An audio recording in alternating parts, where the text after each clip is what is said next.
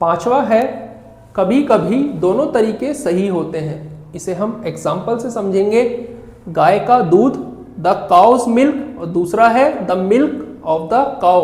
यहाँ पे एक सेंटेंस में हमने अपोस्ट्रोफी एस का यूज किया है और दूसरे सेंटेंस के अंदर हमने ऑफ का यूज किया है, और दोनों ही तरीके सही हैं।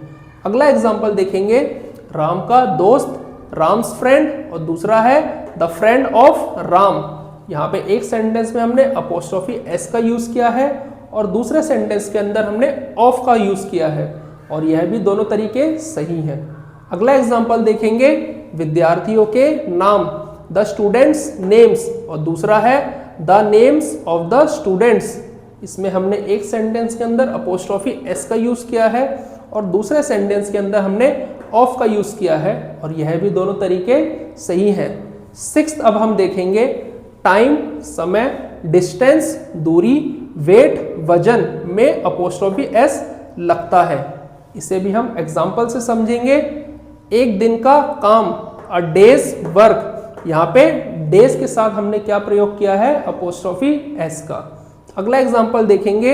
एक साल का समय, अ ईयर्स टाइम। यहाँ ईयर्स के साथ भी हमने क्या यूज किया है? Apostrophe S. अगला एग्जाम्पल देखेंगे।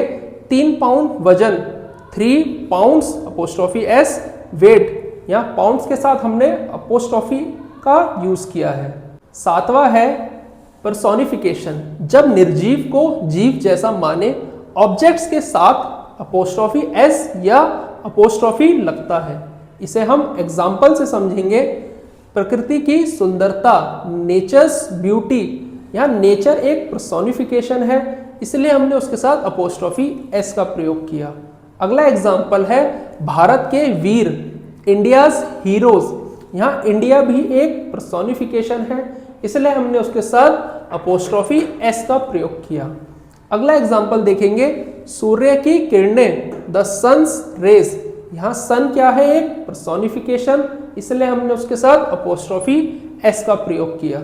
आगे हम देखेंगे आठवां, कुछ प्रचलित वाक्य, कॉमन फ्रेजेस। इसके कुछ एग्जाम्पल देखेंगे हम। दया के लिए, फॉर मर्सीज सेक। अगला एग्जाम्पल है बहुत परेशान होना, एट हिज विट्स एंड। अगला एग्जाम्पल है अपनी इच्छा के अनुसार, टू हिज हार्ट्स कंटेंट। इन सब के साथ हमने अपोस्ट्रोफी एस का प्रयोग किया है।